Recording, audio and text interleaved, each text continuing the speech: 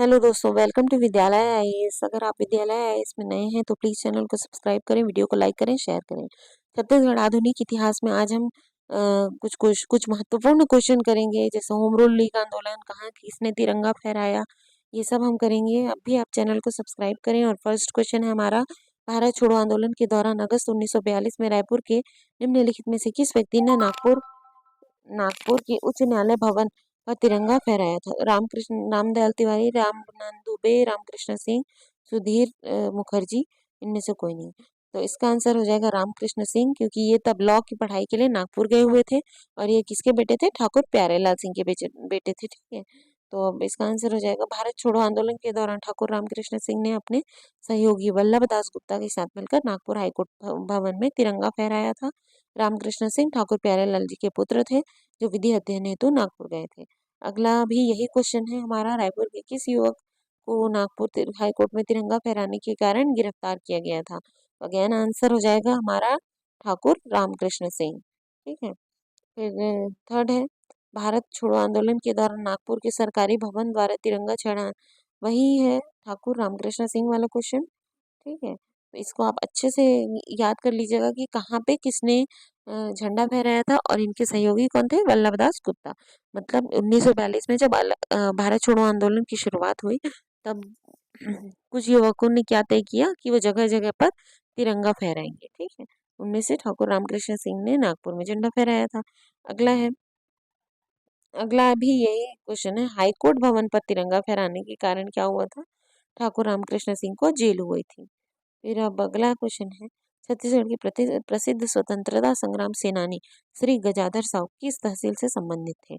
दुर्ग, रायपुर, बिलासपुर, धमतरी, अन्य विकल्पों में से कोई नहीं। इसका आंसर आप मुझे कमेंट बॉक्स में जरूर बताएं, और मैं इसका आपको एक्सप्लेनेशन बता दे रही हूँ कि श्री गजाधर साहू तब कहाँ अभी अगर होते तो वो मुंगेली जिला से बिलोंग करते थे। ठीक है, मतलब वो मुंगेली तहसील था, लेकिन क्या था कि तब मुंगेली तहसील था, और जिला क्या पड़ेगा? जिला पड़ेगा हमारा बिलासपुर, तो बिलासपुर से संबंधित थे। अगला है, बिलासपुर के स्वतंत्रता संग्राम सेनानी नहीं थे? ठाकुर छेदीलाल, यदुनंदन प्रसाद श्रीवास्तव, श्री चिंतामणि उत्तलवार, श्री रामकिशोर वर्मा, अमरनाथ तिवारी। तो देखिए, सभी कौन से सेनानी कहाँ से बिलोंग करते थे, कौन कहाँ का था, ये आपको अच्छे से याद होना चाहिए। ठीक है, तो जो अमरनाथ तिवारी थे, वो बिलासपुर से बिलोंग नहीं करते थे, ये रायपुर से बिलोंग करते थे। ठीक है, जो बाकी ठाकुर छेदीलाल, यदुनंदन प्रसाद श्रीवास्तव, चिंतामणि उत्तलवार, रामकिशोर वर्मा, ये सब कहाँ से बिलोंग करते थे? रायपुर से बिलोंग करते थे। प्रख्यात स्वतंत्रता संग्राम सेनानी सिंगरौल के कर्तव्य स्थल के जिले को चुनिए। जिले थे चुनिए, रायपुर, दुर्ग, राजनांदगांव, बिलासपुर, संबलपुर। सिंगरौल यानी रघुनंदन दास सिंगरौल। ठीक है, तो ये कहाँ थे? ये दुर्ग में कचहरी की आगजनी वाली घटना से जुड़े हुए हैं। ठीक है, तो आंसर हो जाएगा बी, दुर्ग। अगला है, राजनांदगांव में सरस्वती पुस्तकालय की स्थापना किसने की थी? मास्टर शिवलाल, श्री छबीराम चौबे, गज्जूलाल शर्मा, ठाकुर प्यारेलाल सिंह। तो ठाकुर प्यारेलाल सिंह कहाँ से रिलेट करते थे? राजनांदगांव से रिलेट करते थे। ठीक है, और इन्होंने ही 1909 में वहां पे सरस्वती पुस्तकालय की स्थापना की थी। छत्तीसगढ़ की राजनीतिक चेतना जागृत करने के लिए 1870 से 1900 के बीच निम्नलिखित संस्थाएं गठित की गई थी। मालिनी रीडिंग क्लब, बुद्धि प्रकाश सभा, कवि समाज, बाल समाज। तो देखिए दोस्तों, इसमें से जो मालिनी रीडिंग क्लब, कवि समाज, बाल समाज है, ये कहाँ के थे? रायपुर के थे। लेकिन बुद्धि प्रकाश सभा और बंगाल नागपुर रेलवे इंस्टीट्यूट, ये सब कहाँ का था? मतलब ये बिलासपुर के थे। ठीक है, तो हमें क्या चुनना है? रायपुर के बारे में चुनना है। इसमें क्वेश्चन अधूरा है, रायपुर के बारे में चुनना है। ठीक है, तो आंसर हो जाएगा हमारा 1, 3 और 4। ठीक है, इसके नीचे अच्छा वाला एक्सप्लेनेशन, 1870 से 1900 तक स्थापित प्रमुख सामाजिक एवं साहित्यिक संस्थाएं थी। रायपुर में था वैज्ञानिक एवं साहित्यिक समिति 1870, लिटरेरी एंड साइंटिफिक एसोसिएशन। फिर था छत्तीसगढ़ बाल सभा 1870, मालिनी रीडिंग क्लब 1899, कवि समाज रांची में 1899, लोक शिक्षण संस्थान। और बिलासपुर से थे बुद्धि प्रकाश सभा 1870, रीडिंग क्लब 1870, और बंगाल नागपुर रेलवे इंस्टीट्यूट 1870। ठीक है, इसको आप अच्छे से पढ़ लीजिएगा, स्क्रीनशॉट लेके अच्छे से एक बार पढ़ लीजिए, आपको याद हो जाएगा। अब अगला है, निम्नलिखित में से भारतीय राष्ट्रीय कांग्रेस के 1889 में हुए बम्बई अधिवेशन में छत्तीसगढ़ से एकमात्र प्रतिनिधि कौन थे? कौन थे एकमात्र प्रतिनिधि? वो इनमें माधवराव सप्रे, वामन राव लाखे, नारायण राव मेघावले, यादवराव तामसकर। तो देखिए, रामचंद्र राव लाखे ये थे हमारे इकलौते भाग लेने वाले बम्बई अधिवेशन में, ठीक है। तो इनमें से कोई नहीं है, रामचंद्र राव लाखे ने ही भाग लिया था। फिर से वही पूछा है, 1889 की कांग्रेस में के बम्बई अधिवेशन में छत्तीसगढ़ से एकमात्र प्रतिनिधि कौन थे? बैरिस्टर सेदीलाल, पंडित रविशंकर शुक्ल, वामन राव लाखे, रामचंद्र राव लाखे। तो आंसर क्या हो जाएगा? रामचंद्र राव लाखे। अगला है, वर्ष 1906 में किसके प्रयासों के कारण रायपुर में कांग्रेस की एक शाखा स्थापित की गई? किसके प्रयासों के कारण? सीएम ठक्कर के प्रयासों के कारण, ठीक है, 1906 में स्थापित की गई थी। अगला है, सूरत कांग्रेस 1907 में छत्तीसगढ़ का प्रतिनिधित्व किसने किया था? किसने किया था? सुंदरलाल शर्मा, रविशंकर शुक्ल, लोचन प्रसाद पांडे या श्री मेघावले। तो किसने किया था प्रतिनिधित्व? सुंदरलाल शर्मा ने। अब देखते हैं, भारतीय राष्ट्रीय कांग्रेस का सूरत अधिवेशन 1907 में हुआ और इस अधिवेशन में छत्तीसगढ़ का प्रतिनिधित्व पंडित सुंदरलाल शर्मा, शिवराम मुंजे और नारायण राव मेघावले ने किया था। मध्य प्रांत और बरार प्रांतीय राजनीतिक परिषद के निम्नलिखित में से किस अधिवेशन में प्रथम बार नरमपंथियों और गरमपंथियों के बीच फूट पड़ी थी? रायपुर अधिवेशन, जबलपुर, सागर या नागपुर? किसमें पड़ी थी? इसका आंसर आप मुझे कमेंट बॉक्स में जरूर बताएं। मैं आपको इसका एक्सप्लेनेशन बताती हूँ। जब 1907 में सूरत की फूट पड़ी थी, जिसमें कांग्रेस के नरम दल और गरम दल विभाजित हो गए थे, तब छत्तीसगढ़ में भी 1907 के अधिवेशन यानी रायपुर अधिवेशन में फूट पड़ी थी। यहाँ पे तृतीय अधिवेशन था, ये तृतीय सत्र था। पहला सत्र था 1903 नागपुर, दूसरा सत्र था 1906 जबलपुर और ये तीसरा सत्र था 1907 रायपुर। 1907 प्रांतीय राजनीतिक परिषद का तृतीय सत्र था। तृतीय सत्र कहाँ होना था? रायपुर में होना था। यहीं पे कांग्रेस नरम दल और गरम दल में विभाजित हो गया था। छत्तीसगढ़ से नरम दल के नेता थे पंडित सुंदरलाल शर्मा, शिवराम मुंजे और केलकर, जबकि गरम दल में थे माधवराव सप्रे, पंडित रविशंकर शुक्ल, दादा साहब खापर्डे, वामन राव लाखे और ई राघवेंद्र राव। अगला क्वेश्चन है, central province and Berar political association के 1907 में रायपुर में हुए किस अधिवेशन में नरम दल और गरम विचारधारा वाले लोगों के बीच फूट पड़ी थी?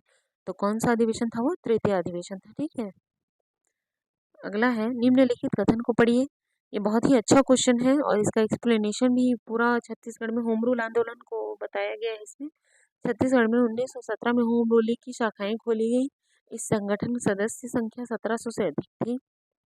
छत्तीसगढ़ में केवल तिलकवादी होम रूल आंदोलन सक्रिय रहा।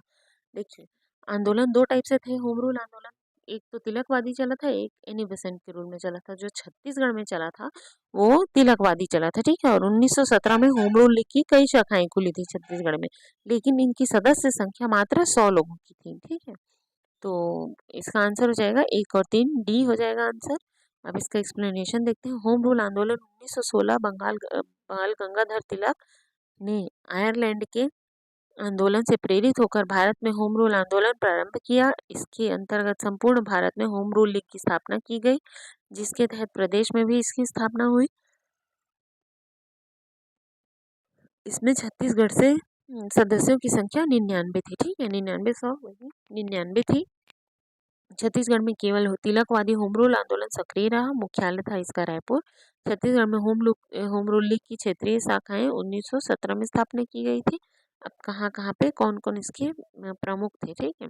रायपुर में थे तो पंडित रविशंकर शुक्ल, सहयोगी मूलचंद बागड़ी, लक्ष्मण राव, माधवराव सप्रे। बिलासपुर में ई राघवेंद्र राव, सहयोगी थे गजाधर साहू, मुंडीलाल स्वामी, गोविंद प्रसाद तिवारी, अंबिका प्रसाद वर्मा।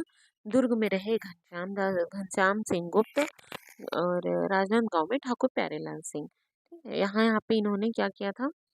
होम रूल आंदोलन का मतलब प्रतिनिधित्व किया था, ठीक है, मतलब सहयोग किया था। होम रूल लीग की क्षेत्रीय सम्मेलन 1918 में हुआ था।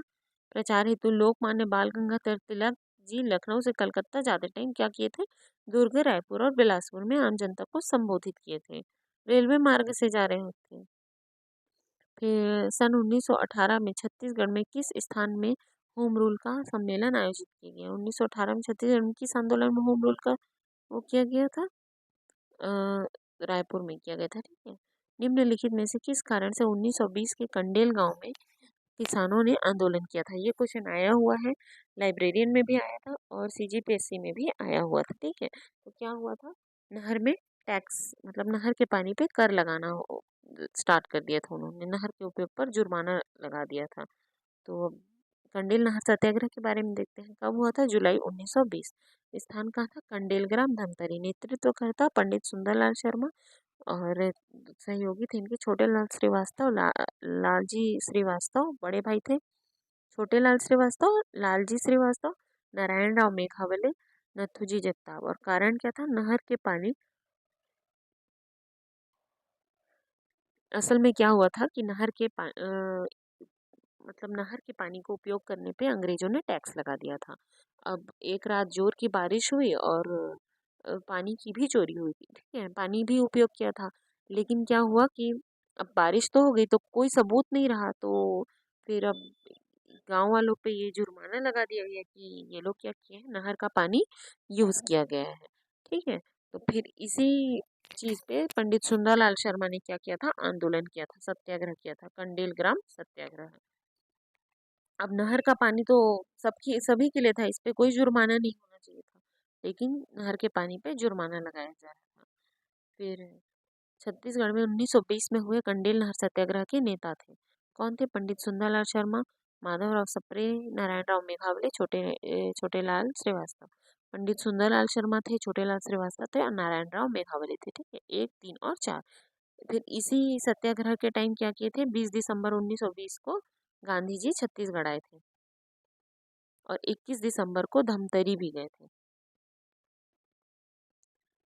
अब अगला क्वेश्चन है, छत्तीसगढ़ में कंडेल नहर सत्याग्रह से संबंधित निम्नलिखित में से किस राष्ट्रीय आंदोलन से था? असहयोग आंदोलन, सविनय अवज्ञा आंदोलन, भारत छोड़ो आंदोलन, होम रूल आंदोलन।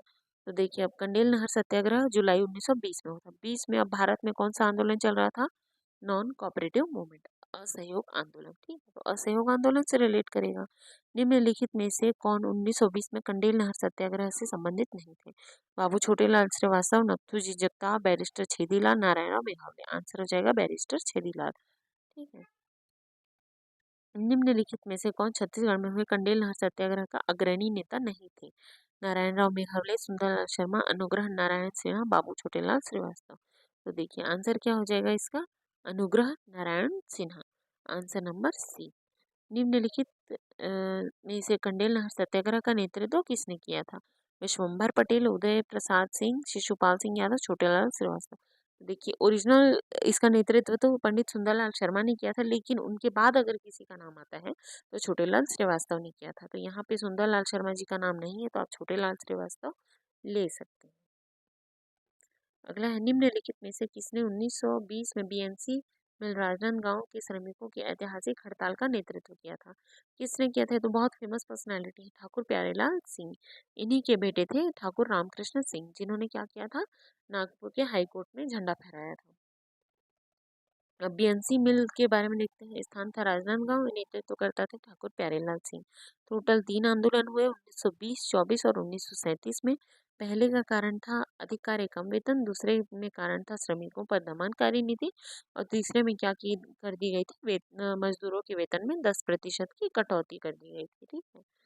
और प्रथम आंदोलन 36 दिनों तक चला था। इस आंदोलन के दौरान प्रसिद्ध नेता डी.वी. गिरी राजनांदगांव आए और मजदूरों के पक्ष में फैसला सुनाया था। अब अगला और लास्ट क्वेश्चन है हमारा, छत्तीसगढ़ में प्रथम श्रमिक आंदोलन कहाँ हुआ था? तो आंसर हो जाएगा इसका राजनांदगांव। इसी प्रकार आज का ये सेशन यहीं पे समाप्त होता है। अगला सेशन हम कल फिर से आएंगे। और अगर आप विद्यालय या इसमें नए हैं तो प्लीज़ प्लीज़ प्लीज़ चैनल को सब्सक्राइब करें, वीडियो को लाइक करें, शेयर करें। Thank you.